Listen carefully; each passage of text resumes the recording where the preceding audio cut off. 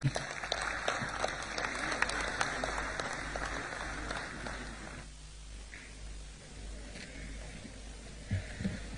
you very much, my dear friend President Santoki, Prime Minister Modi, Union Ministers, Chief Minister and members of the Madhya Pradesh Cabinet and Government, distinguished ladies and gentlemen. This afternoon, I do not intend to speak to you on what we already know. Right here in this room, we have some of the most transformative companies in the world. Companies that have established global footprint. They have done it. They have proven to the world that they are successful at what they do. And I think we ought to applaud the Indian private sector for the role they're playing in world development. But none of this could have occurred without the right ecosystem, the right investment environment, the right policies and programs to stimulate the investment and growth. And that is where the role of good governance and good policy making comes in. And we must applaud the government of India, and here in Madhya Pradesh, his chief minister and his cabinet, for the type of policies and programs they have instituted to ensure this growth and development that we are seeing. You know, many of you may look at my own country, Guyana, and say we have a very small population. I want to position to you this morning that that is true. But also remember that the UAE and Qatar, look at their population and look at where they are today. By the grace of God, we have been blessed with the same resource and a bit more in our natural resources. And with that resource that is available now to us, we intend to position Guyana as a global leader in many areas. We are humble about our approach to growth and development. We are humble about our approach to the transformation of our society and our people. And we understand that we have a global responsibility. We have a responsibility to ensure that our growth and development is balanced and promote a world that is safer, a world that transitions itself into one in which the planet will be a better place in which all of us can live. Indeed, India is demonstrating to the world with innovation, technology, human resource transformation, good policy, strong global leadership, that they are ready and willing to lead in this revolution. And that is why it is in that context that this investment forum is critical for us. I invite the world to visit Indore and have a physical demonstration as to how transformation has led to the cleanest city in India. You want a real-life experience, come here and see it for yourselves. I have seen it. You want an experience to see what dynamic leadership, good policy making, and a conducive eco-investment environment is? Come and speak to the Chief Minister of Madhya Pradesh and his government, and you'll have an experience of what that is. Today, many of the companies here will come together under one roof. I urge you not to seek to win alone, but to seek to create a win-win environment in which you can build partnership, in which you can form consortiums, in which you can look at untapped areas. And I can say maybe in this investment forum, on a per capita basis, Guyana may have the largest delegation here at this investment forum, on a per capita basis. And I have urged the private sector of Guyana to ensure they form partnership and build consortium to unlock the potential that exists within our country. We need the technology, the human skills, and of course the capital. But not only in an outward way. Here in this great state, there are opportunities for even our local private sector to participate. And we have urged, and we are working with the Chief Minister and his government in outlining a clear, definitive strategy in an MOU in areas of cooperation that we want to work with the state on in building private sector, all of which must be driven by the private sector, supported by strong signaling from the government of India, this state and the government of Guyana that we are ready to marry the private interest in stimulating growth and advancement of business opportunity. If you use a recent example of the pandemic, many of you may say we are so far apart. We are so far apart in establishing businesses. But the COVID-19 pandemic taught us a very important lesson as to how close we are to each other. In one sweep, one pandemic, one virus affected the entire world, the entire global system, the entire economy. Why is it with the type of capability that we have in technology, we can develop an ecosystem that can also affect the world in a clean sweep with the right environment and policy framework? And this is where India must provide leadership. This is where the industry leaders who are here must look at establishing a new framework through which you can create this leadership.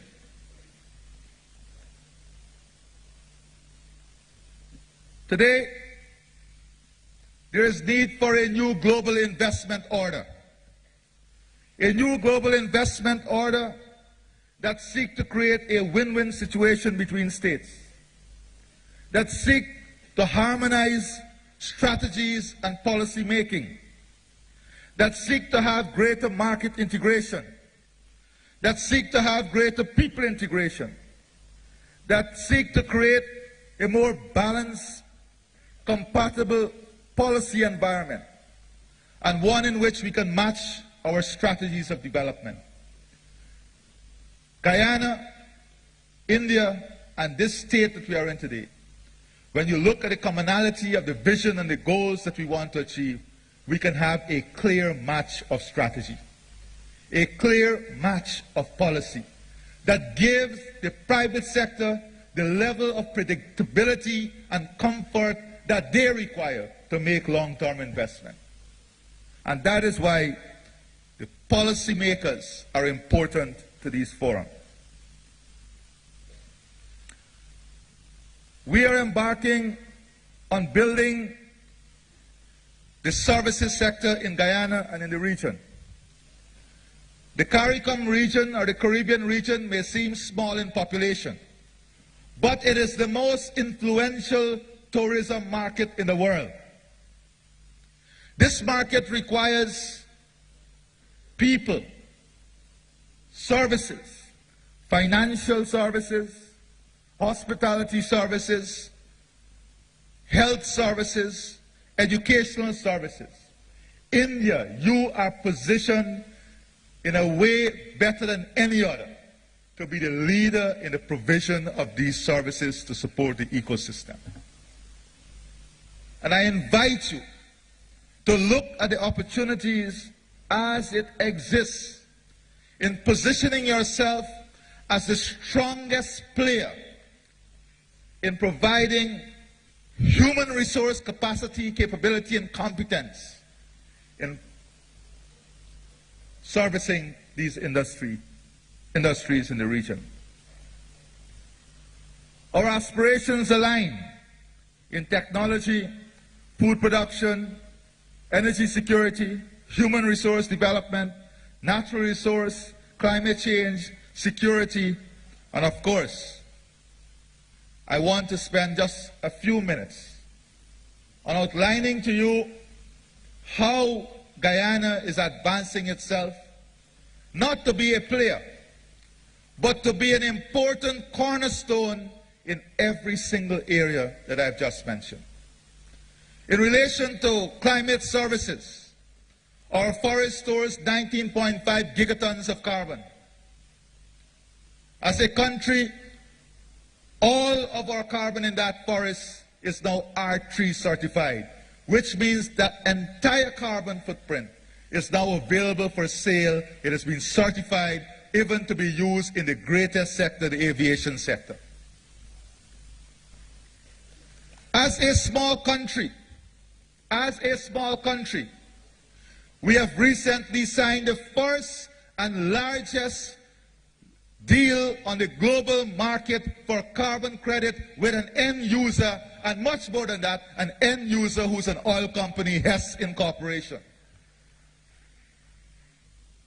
We are positioning ourselves to be a leader on climate services, ecological service, biological services. And we invite you to be part of this transformation.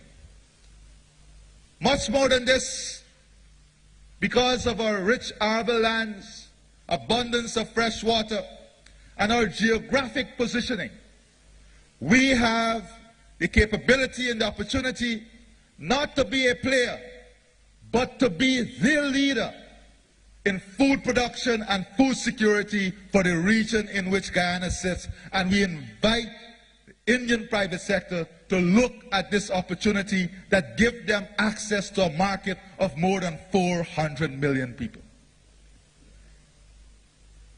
We have all the investment vehicle tools that you have here, and we are ready to deploy it so that you can position yourself in a new market that offers exciting opportunity.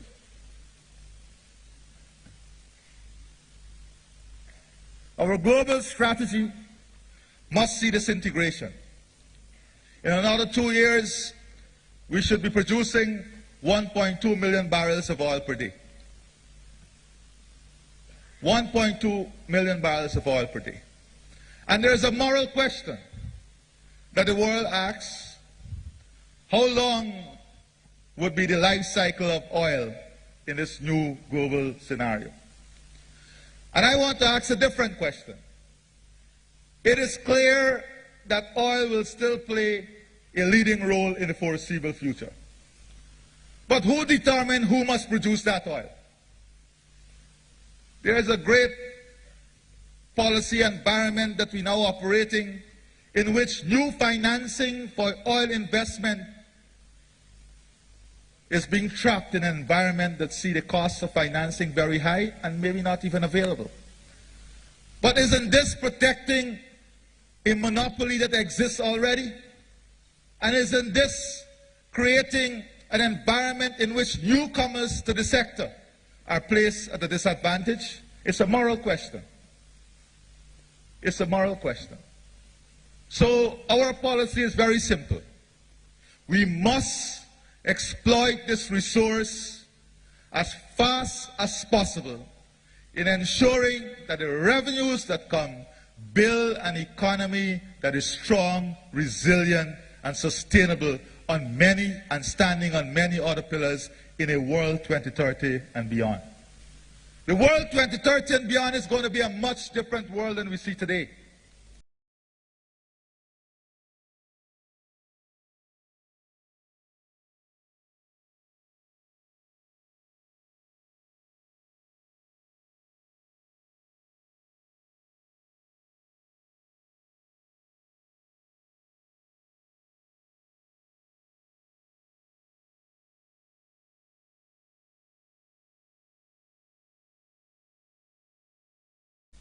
Unless we reinvent ourselves and reposition ourselves in governments and in the private sector, we will not be able to build an ecosystem around our businesses that can compete in a world 2030 and beyond.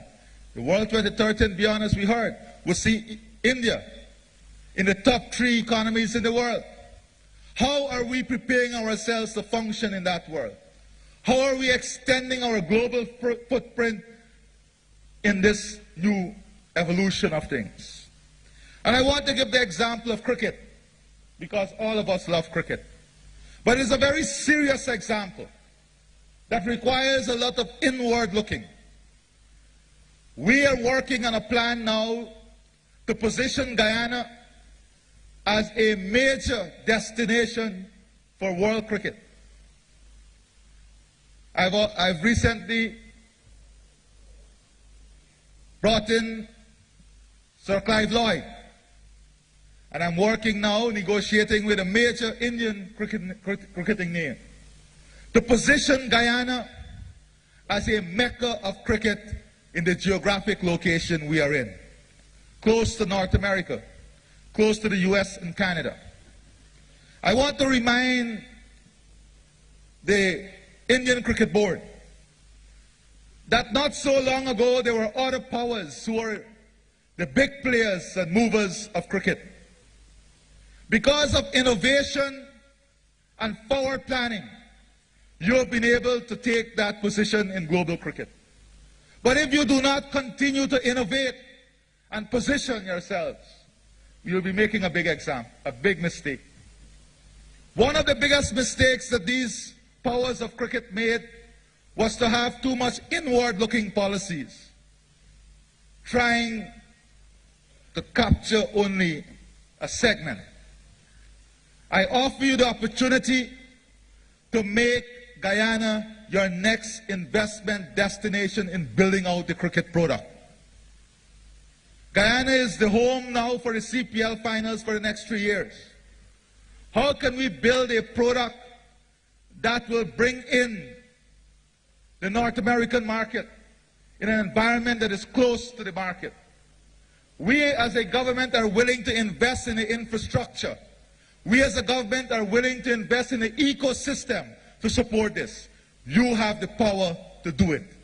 And I extend this invitation to you to do it with us. We are ready to do it with you.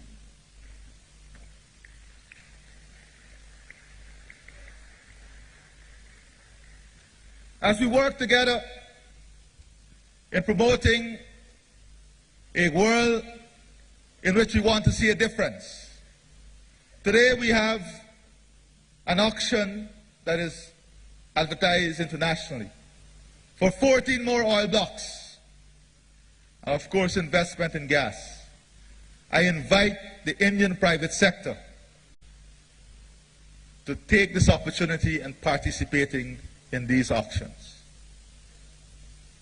I invite you to work with us as we build an economy that is standing on many pillars: health and educational services, infrastructure transformation, climate services, energy security not only for Guyana but for the entire region, food security, and human resource transformation. Together we can make everything possible. The great leadership that India offers the world is based on the exceptional human resource pool that you have. It is based on the exceptional innovation and technology that you deploy globally. I offer you Guyana as a geographic space in which you can expand this reach. I thank you and God bless you. Thank you very much, Honorable President, sir, for your very encouraging, inspiring and motivating address, motivating everyone towards a shared effort, shared growth and shared prosperity.